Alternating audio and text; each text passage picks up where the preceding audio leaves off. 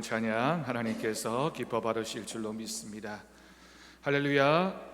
오늘도 하나님 주시는 말씀의 은혜가 우리 사랑하는 모든 성도들의 심령 가운데 가득하기를 주님의 이름으로 축복합니다. 여러분, 오늘은 종교개혁 제506주년이 되는 주일입니다. 종교개혁을 우리가 함께 생각하면서 우리 기독교 신앙이 어떻게 세워져야 하는지, 우리 하나님 말씀을 어떻게 지켜가야 하는지 고백하며 결단하는 은혜의 하루가 될 수 있기를 간절히 바랍니다. 여러분, 2000여 년 전에 예수 그리스도가 이 땅에 오셔서 십자가에 달려 죽으셨습니다. 죄인인 인간을 위해서 하나뿐인 그 아들을 이 땅에 보내신 하나님의 사랑이 계셨기 때문에 모든 인류를 향한 하나님의 사랑이 십자가의 사랑으로 나타나게 된 것입니다. 그렇게 죽으심으로 끝난 것이 아니라 사흘 만에 우리 주님은 부활하셨습니다. 예수님의 12 제자들은 그 부활하신 주님을 직접 목격하고 만나게 됩니다. 그 제자들이 성령 강림의 사건을 경험하면서 성령님이 어떻게 우리를 통하여 역사하시고 우리가 어떤 사명감을 가지고 살아가야 하는지를 믿음으로 고백했습니다. 그래서 그들은 12 제자와 사도 바울을 중심으로 해서 예수님이 말씀하신 대로 예루살렘과 유대와 사마리아와 땅끝까지 이르러 주님의 복음을 전하며 교회를 세우는 일에 자신의 온 삶을 다 드리게 된 것입니다.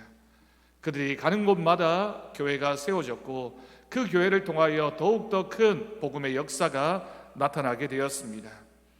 그 중에 사도 바울은 특별히 유럽 지역을 다니면서 하나님의 복음을 전하게 됩니다. 또한 그 복음을 전하면서 동시에 교회를 세웠고, 사도 바울을 가리켜서 위대한 선교사라고 부르는 것은 그가 여러 지역, 여러 민족 가운데 하나님의 복음을 전하는 일에 애썼기 때문입니다.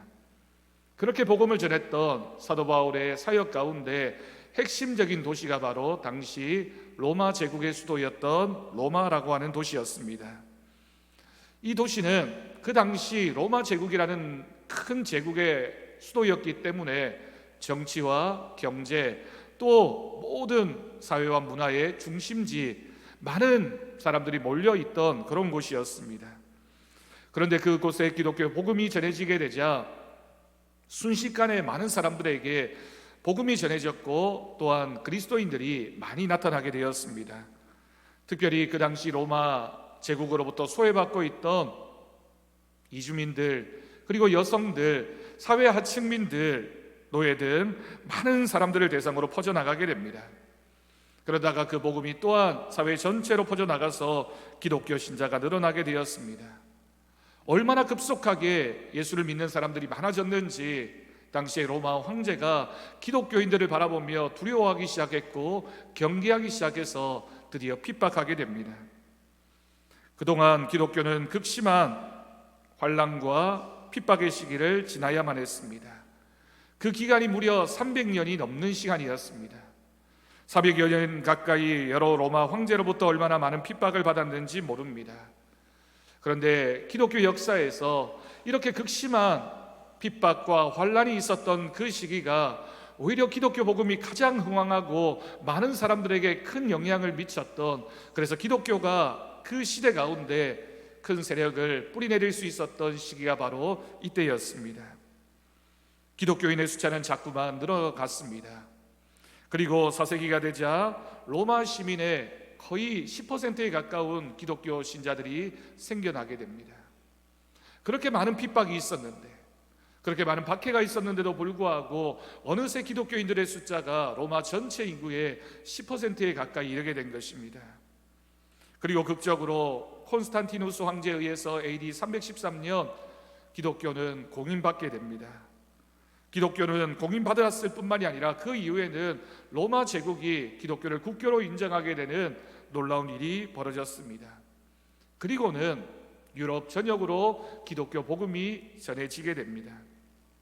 이렇게 기독교가 유럽 전역으로 급속하게 확산되어지게 되고, 기독교는 로마 제국의 종교일 뿐만이 아니라 당시 유럽 온 나라, 온 민족 가운데 모든 사람들이 기독교 복음을 믿게 되는 일이 벌어지게 된 것입니다. 그렇게 1000년이라는 시간이 흘러갔습니다. 그렇게 1000년 동안 기독교 복음이 온 유럽 전역에 퍼지게 되었고, 모든 사람들이 다 기독교 신자라고 할 정도로 유럽 여러 나라가 다 기독교 국가가 되었습니다. 1000년의 시간이 지났을 때 당시 유럽은 중세라는 시대의 마지막 시기였습니다. 1000년이라는 그 시간 동안 로마 가톨릭은 유럽을 다스렸고, 모든 권력과 모든 부와 모든 힘들이 다 교황청 아래에 모여들게 됩니다. 그러다 보니 필연적으로 로마 교회는 부패할 수밖에 없었고, 본래의 복음을 잃어버리게 되었습니다. 여러 사건들을 통하여 그 당시 로마 기독교가 얼마나 부패하고 얼마나 큰 어려움에 빠졌는지를 알 수 있지만, 그 중에 대표적인 중요한 사건을 꼽으라고 한다면, 로마의 가톨릭 교황청이 성 베드로 성당을 건축하기 위해서 죽은 사람을 위해서도 면벌부를 사기만 하면 그 면벌부를 사는 즉시 그 사람이 연옥에서 천국으로 가게 된다라고 하는 거짓된 이론이었습니다. 죽은 사람을 위한 면벌부라고 하는 것은 기독교 신앙에 전혀 맞지 않는 그런 교리임에도 불구하고, 그 당시에 권력과 탐욕에 찌들었던 로마 교회가 그와 같은 일을 벌였던 것입니다. 그 사건만이 아니라 여러 오랫동안 축적되어진 신학적인 오류들과 또한 교황청의 부패와 중세교회의 여러 부정적인 모습들이 모든 각 방면에서 드러나게 되고, 각 지역마다 위대한 종교개혁가들이 나타나게 됩니다. 종교개혁가들의 시대가 시작되어진 것입니다. 여러 종교개혁가들은 부패한 중세 로마 교회를 비판하면서 종교개혁운동을 일으켰습니다. 그 중에 대표적인 인물을 꼽으라고 한다면 마틴 루터라고 하는 인물입니다. 여러분, 오늘날 많은 사람들이 종교개혁가를 생각하게 되면 가장 먼저 떠오르는 인물이 바로 이 마틴 루터가 아닐까요? 물론 실제로는 그보다 훨씬 앞서서 종교개혁운동을 일으켰던 많은 사람들이 있었고, 또한 또 이후에도 여러 종교개혁가들이 있었지만, 가장 대표적인 인물을 마틴 루터로 꼽는 데는 결정적인 사건이 있었기 때문입니다. 그런데 그 당시에 마틴 루터와 함께 더불어서 그 종교개혁운동에 함께 협력했던 멜랑히톤이라고 하는 인물도 있었습니다. 사진을 보여드리도록 하겠습니다. 여러분 보시기에 왼편에 있는 인물이 마틴 루터라고 하는 인물이고, 오른편이 멜랑히톤이라고 하는 사람입니다. 이 멜랑히톤은 루터보다 약 14살 정도 어렸습니다. 하지만 루터가 이 종교개혁을 일으켰을 때 루터는 활동가로서, 혁명가로서 종교개혁운동에 투신했다면, 그의 사상이나 그의 모든 상황들을 정리하고 도와주었던 인물이 멜랑히톤입니다. 만약 멜랑히톤이 없었더라면 루터의 종교개혁은 실패했을 것이다 라고 그렇게 말할 정도로 함께 끝까지 그 개혁운동에 동참했던 인물입니다. 루터가 95개조 반박문을 발표한 지 6개월 만에 그가 속한 수도의 총회가 하이델베르크에서 열리게 됩니다. 로마 교황청은 하이델베르크 성당에 루터를 불러와 그와 논박하기 시작했고, 위협했고, 그의 생명은 큰 위험에 처하게 됩니다. 당연히 극렬한 논쟁이 벌어질 수밖에 없었습니다. 당시에 루터는 내가 생명을 잃을지라도 이 말씀만은 전해야 되겠다라는 결단으로 그 회의에 참여했습니다. 루터는 그 자리에서 95개조나 되는 그 반박문을 20개 조항으로 요약하면서 그 모든 조항들을 하나씩 그들에게 선포했습니다. 그 중에 몇 가지를 간략하게 요약하면 이렇게 표현할 수 있습니다. 인간은 스스로 구원할 수 없고 공로로 구원받을 수도 없다. 인간이 구원받는 길은 오직 성경으로, 오직 은혜로, 오직 십자가 대속을 믿음으로만 가능하다라고 하는 주장이었습니다. 당시 가톨릭 교회는 여러 가지 공적을 이야기하고, 또한 내가 뭔가를 하면 하나님의 구원이 있을 것이라고 가르쳤지만, 루터는 그렇지 않다. 오직 성경으로, 오직 은혜로, 오직 믿음으로 하나님이 주시는 구원이 우리에게 주어지게 된다라는 3대 신앙을 그렇게 선포했던 것입니다. 루터의 종교개혁의 가장 중요한 원칙을 라틴어로 이렇게 표현합니다. 솔라 스크립투라, 솔라 그라티아, 솔라 피데라고 하는 이 단어들이 조금 전에 얘기한 모든 문장의 핵심적인 내용입니다. 오직 인간은 하나님의 말씀으로 구원을 받는다. 하나님이 주시는 은혜가 있어야지만 구원을 받을 수 있다. 그 은혜를 믿는 그 믿음이 그 한 사람을 구원하게 할 것이다 라고 하는 것이 가장 핵심적인 내용이었습니다. 당시 그 자리 하이델베르크에서 이렇게 큰 논쟁과 또한 종교개혁의 정신이 선포되던 그 자리에 이 멜랑히톤이 함께했습니다. 그런 루터의 선포를 듣고 크게 감동해서 일평생 나도 루터를 도와서 종교개혁의 길을 가야 되겠다라고 결단하게 됩니다. 많은 사람들이 멜랑히톤이 없었더라면 끝까지 루터가 종교개혁가의 삶을 살 수 있었을까? 그리고 그 당시에는 그가 그렇게 사역을 감당했을지 몰라도 그 정신이 후대에 어떻게 남겨질 수 있었을까라고 얘기할 정도로 평생에 루터를 도왔고 또한 그와 함께했던 사람이 바로 멜랑히톤입니다. 여러분, 그들이 가는 길은 우리가 잘 알고 있는 것처럼 그 당시에 강력한 권력을 가지고 있었던 로마 교황청과 싸워야 하는 일이었기 때문에 목숨을 거는 일이었고 외롭고 힘든 길이었음에 틀림이 없습니다. 그러나 그들은 평생의 동지가 되어 주었습니다. 두 사람이 함께 마음을 합했고 그 마음이 함께했기 때문에 그와 같은 종교개혁이 끝까지 실천되어지고 완수되어질 수 있었던 것입니다. 여러분, 이처럼 우리가 뜻을 같이 한 사람, 마음을 같이 한 사람을 가리켜서 동지라고 하는 한자어로 표현하게 됩니다.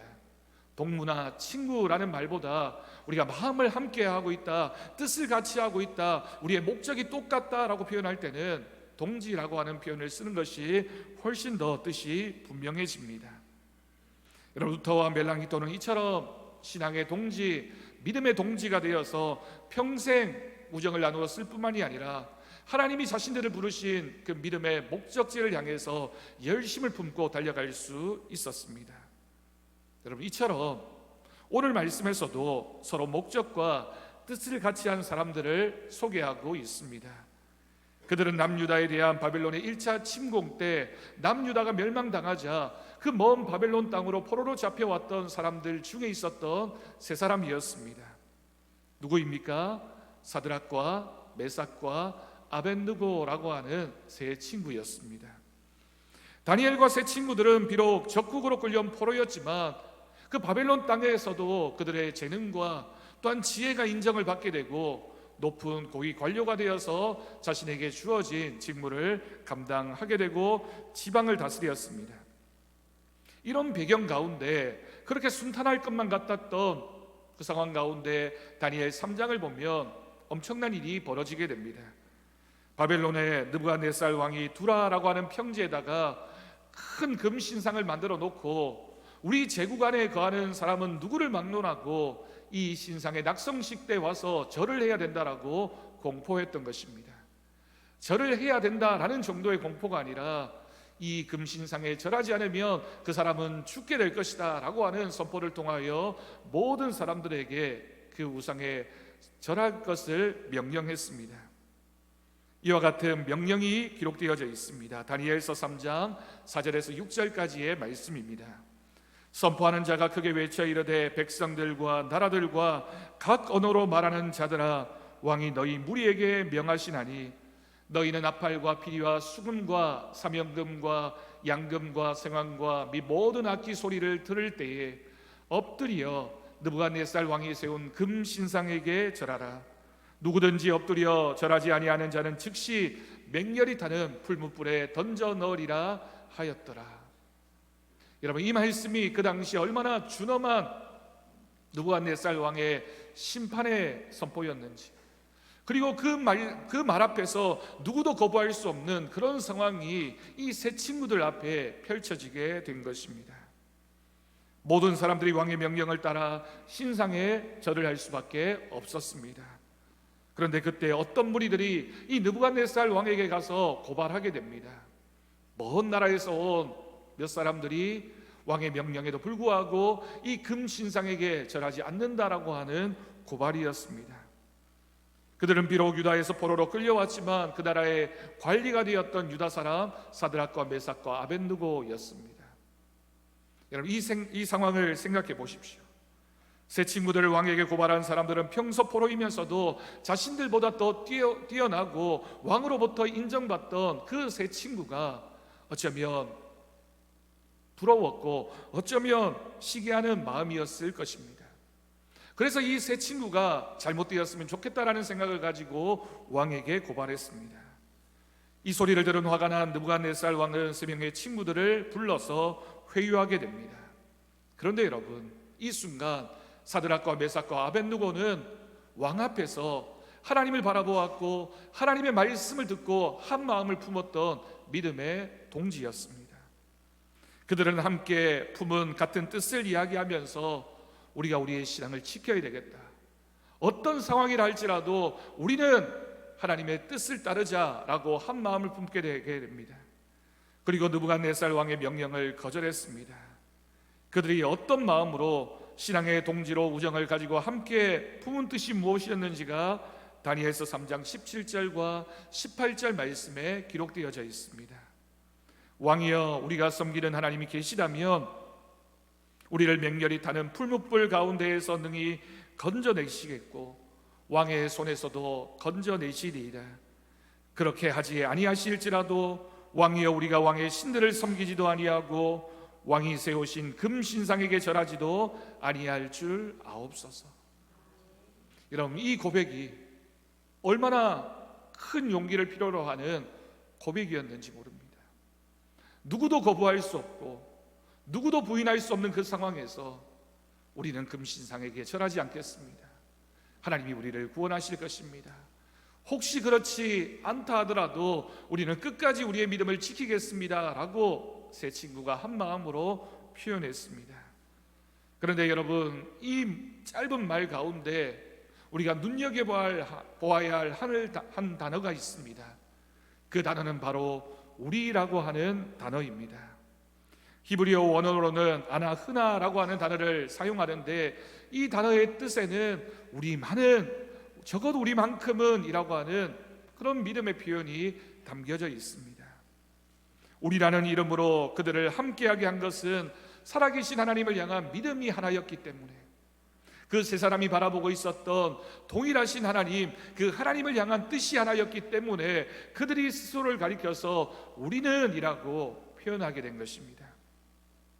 그들은 또한 다니엘서 3장 15절 말씀을 보면 능히 너희를 내 손에서 건져낼 신이 누구이겠느냐라고 말하며 하나님을 무시하고 자신들을 위협하고 있던 그 느부갓네살 앞에서도 하나님을 향한 믿음을 굽히지 않았던 것입니다. 여러분, 그 이후에 어떤 일이 벌어지게 됩니까? 화가 난 느부갓네살 왕은 평소보다 7배나 뜨거운 풀무불을 만들라고 명령합니다. 던져질 그 풀무불이 얼마나 뜨거웠던지 그 세 친구를 데리고 그 불 가까이에 던져 넣으려고 갔던 그 사람들이 불에 타서 죽을 정도로 뜨거운 불이었습니다. 여러분, 오늘 본문에서 우리가 세 친구들이 겪고 있는 상황을 조금만 더 깊이 묵상해 본다면 우리라면 그 상황에서 어떻게 할까? 그 세 친구들 앞에 놓여져 있는 그 뜨거운 풀무불이 얼마나 두렵게 느껴졌을까? 한 번만 양보한다면, 한 번만 침묵한다면, 한 번만 내 뜻을 굽힌다면 내 생명을 구할 수 있을 텐데 라는 생각이 들지 않았을까요? 그 누구도 혼자서 그러한 상황 가운데 그들과 같은 용기를 가지는 것은 결코 쉽지 않은 일이었을 것입니다. 생각해 봅니다. 만약 사드락 혼자였다면, 메삭 혼자였다면, 아벳느고 혼자였다면 어땠을까 하는 상상을 해봅니다. 하지만 여러분, 그들은 이 바벨론 땅의 포로로 잡혀왔지만 그들은 혼자가 아니라 우리라고 하는 이 믿음의 표현을 통하여 우리는 한 마음으로 하나님의 복음을 지키자, 우리는 한 마음으로 하나님이 우리에게 주신 그 명령을 따라서 살자라고 결단했던 것입니다. 우리는이라고 고백하고 있는 이 사드락과 메삭과 아벳느고의 믿음을 여러분 주목해 보십시오. 우리로 함께한 그들의 목적은 하나님만 섬기는 것이었습니다. 우리는 하나님만 섬기겠노라.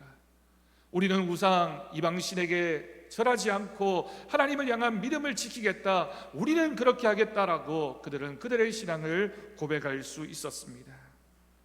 한 목적과 뜻을 가지고 우정을 나누는 신앙의 동지들을 하나님께서는 놀라운 방법으로 그들을 구원하셨습니다. 느부갓네살 왕이 그 상황을 지켜보고 있었는데 세 친구가 던져진 풀무불 속에 네 사람이 불 가운데로 다니는 모습을 보게 됩니다. 깜짝 놀란 느부갓네살이 가까이 가서 세 친구들을 불렀고 세 친구들은 머리털 하나 상하지 않고 풀무불 가운데서 나오게 되었습니다. 이 모든 일을 목격했던 느부갓네살 왕의 고백이 바로 오늘 우리가 읽은 이 본문 말씀입니다. 이 놀라운 일을 행하신 하나님을 찬양하였습니다. 세 친구들로 인해 하나님의 이름이 바벨론 온 지방 가운데, 온 민족 가운데 높여지게 되고, 세 친구들 또한 바벨론 지방에서 더 높은 자리에서 하나님의 일을 감당할 수 있게 되었던 것입니다. 하나님을 두려워하지 않았던 왕이 이방 신을 섬기기 위해서 세웠던 그 높은 금 신상을 통하여 오히려 하나님의 놀라우신 이적과 하나님이 얼마나 위대하신 분이신지를 보여주게 되는 사건으로 펼쳐졌던 이 이야기의 주인공은 바로 우리라고 하는 사람들이었습니다. 함께 죽음을 넘어서 하나님의 구원을 경험하고 풀무불을 걸어 나와 서로를 바라보던 그들의 눈빛이 어떠했을까요? 세 사람이 서로가 서로를 바라보면서 그래, 우리 하나님은 살아계셔. 우리가 하나님 옆에 기도했더니 하나님이 우리를 이렇게 구원해 주셨어. 하나님은 우리가 믿는 하나님이시야 라고 고백하고 있던 그 세 사람의 눈빛은 얼마나 확신에 가득 찬 눈빛이었겠습니까?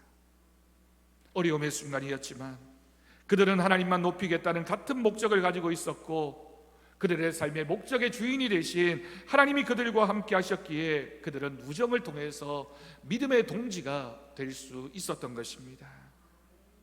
여러분, 오늘 이 자리에 함께한 우리에게도 하나의 목적이 있습니다.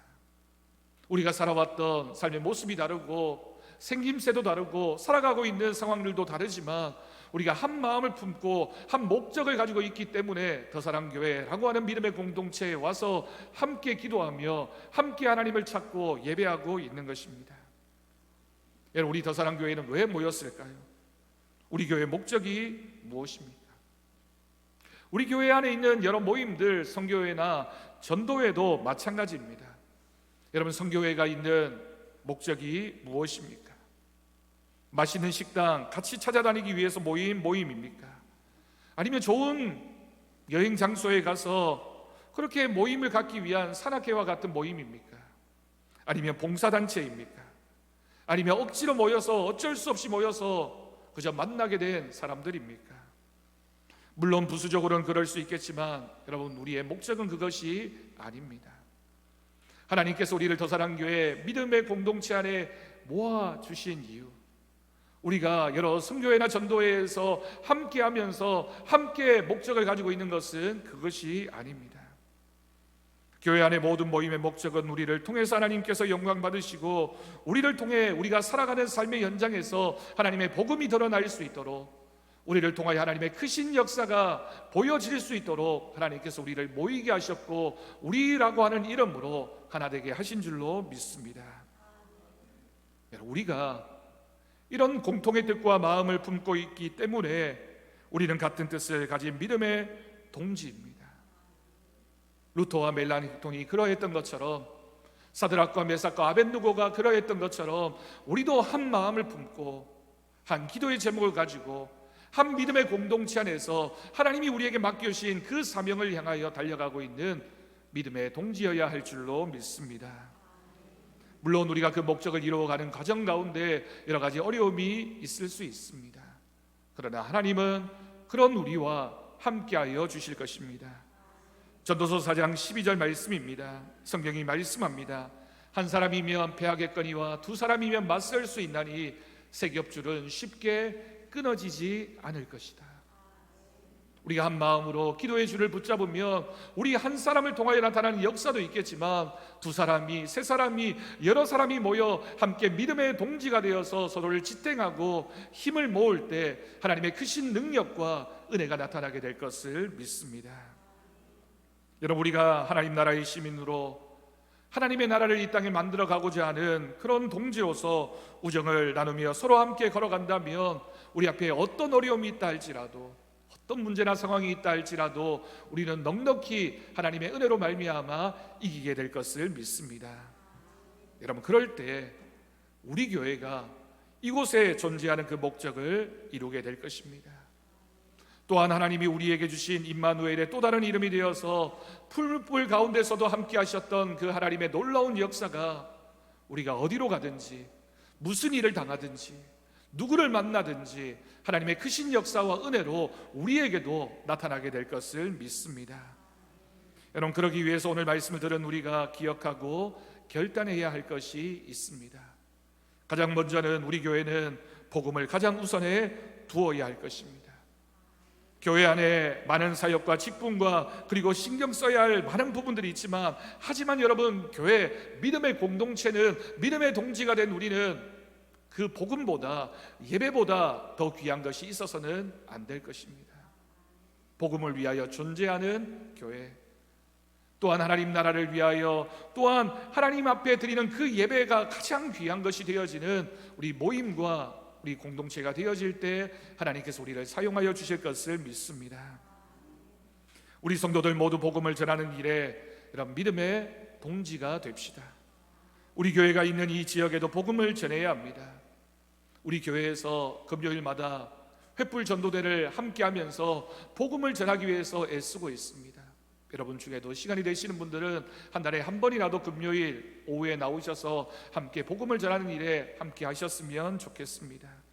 모든 성도들이 각각의 자리에서 복음을 전하는 일에 힘쓰고 열매를 맺어가는 일은 우리가 함께 하나님의 일을 감당하는 믿음의 동지이기 때문입니다. 또한 우리 교회가, 우리 성교회가 선교회도 함께 할 수 있기를 바랍니다. 여러분, 선교회, 전도회라는 이름에 맞게 복음을 전하는 일에 한 마음이 되어지는 것, 그것이 바로 하나님께서 우리를 만나게 하신, 그리고 모이게 하신 까닭입니다. 또한 우리 교회의 여러 모임 중에 구역이 있습니다. 우리 교회가 여러 사정으로 인해서 구역 모임을 자주 하고 있지는 못하지만 내년에는 조금 더 자주 모일 수 있도록 준비하려고 합니다. 여러분, 구역에서 함께 만나고 구역에서 함께 기도의 제목을 나누고 교제하고 친교하면서 우리가 믿음의 동지구나, 하나님께서 우리를 만나게 하셨구나, 우리를 하나 되게 하셨구나라는 그런 소망과 은혜에 대한 고백이 있을 때 하나님께서 우리를 통하여 역사하시고 은혜를 채워주실 것을 믿습니다. 또한 우리 교회에서 교회학교 부서도 믿음의 동지를 키워갈 수 있기를 바랍니다. 여러분, 오늘도 우리 청년부가 제주도에서 수련회를 하면서 함께 예배를 드리고 있습니다. 청년의 시기에 이 교회에서 함께 믿음의 동지를 만날 수 있다는 것이 얼마나 큰 은혜인지 모릅니다. 세상에 많은 청년들이 있지만 세상에 여러 가지 일로 바쁜데, 그래도 우리 청년들이 믿음 안에서 이 젊을 때에 함께 신앙생활을 하는 친구들을 만나고 함께 교제하면서 평생의 믿음의 동력자로 살아갈 수 있다는 것, 하나님께서 주신 특별한 은혜입니다. 우리 유치부, 아동부, 중고등부 친구들이 우리 교회 학교에서 자라면서 믿음의 친구들 만날 수 있도록, 그렇게 교제할 수 있도록 우리 교회 모든 성도들이 함께 믿음으로 후원하면서 기도해야 할 것입니다. 왜냐하면 여러분, 우리가 지금은 큰 차이가 있는 것 같지만 우리 교회 학교 친구들이 언젠가는 우리의 믿음의 동지가 될 것이고 믿음의 동력자가 될 것이기 때문입니다. 우리가 열심을 다해 섬긴 이 교회 공동체를 우리 교회 학교 친구들이 언젠가는 함께 믿음의 동지가 되어서 세워가고 지켜갈 그날에 대한 소망을 품고 함께하면서 우리는 기도하고 준비해야 할 것입니다. 마지막으로 우리 성도들의 가정과 그 가족들이 믿음의 동지가 꼭 될 수 있기를 바랍니다. 여러분, 남편과 아내가 믿음 안에서 한 마음과 한 뜻이 되어서 하나님 한 분을 섬기면서 믿음의 동지가 된다는 것이 얼마나 감사하고 얼마나 아름다운 모습인지 모릅니다. 또한 부모와 자녀가, 형제와 자매가 예수를 믿는 믿음으로 하나가 되어질 때 그 가정은 하나님이 주신 그 목적을 향해서, 비전을 향해서 함께 달려가는 놀라운 은혜가 있게 될 것입니다. 아직 그렇지 못한 가정이 있다면 기도하면서 믿음의 동지를 만드십시오. 우리가 한 마음이 되어질 수 있도록 한 믿음으로 하나님을 섬기는 가정과 우리의 가족들이 되어질 수 있도록 믿음의 동지를 삼는 하나님 앞에서의 기도가 끊이지 않기를 간절히 바랍니다.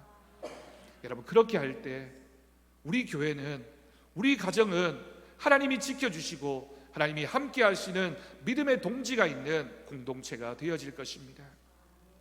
오늘 말씀을 우리가 함께 고백하면서 결단할 수 있기를 바랍니다. 하나님이 우리에게 주신 믿음의 동지들을 바라보면서 감사하십시오. 그리고 귀한 믿음의 교제를 통하여 우리가 함께 이 가정 가운데, 교회 가운데 속하게 되었으니 우리가 힘을 합해서 한 마음으로 기도하면서 주어진 사명들을 잘 감당해 갈 때 하나님께서 우리 믿음의 공동체를 복되게 하시고 은혜로 채워주시고 역사하여 주실 것을 믿습니다. 하나님의 크신 은혜가 이 말씀을 통해 결단하며 믿음의 동지를 만들어가기로 하나님 앞에 약속하는 우리 모두에게 함께하기를 주님의 이름으로 간절히 축원합니다. 기도하겠습니다. 하나님 아버지 감사합니다. 하나님, 우리도 이 땅을 살아가는 동안 혼자이지 않는 것은 하나님께서 우리에게 믿음의 동지를 허락해 주셨습니다. 가정에서, 교회에서, 우리가 살아가는 이 세상에서 우리가 서로에게 믿음의 동지가 되게 하시고 그 믿음을 가지고 하나님 앞에 나아가는 우리 모두가 되게 하여 주옵소서. 온 마음을 다하여 하나님을 예배하게 하시고 복음을 전하게 하시며 하나님이 기뻐하시는 그 일에 한 마음이 되어지는 우리 모든 가정과 교회 되게 하여 주옵소서. 감사드리옵고 예수님의 이름으로 기도드립니다. 아멘. 감사 찬송 585장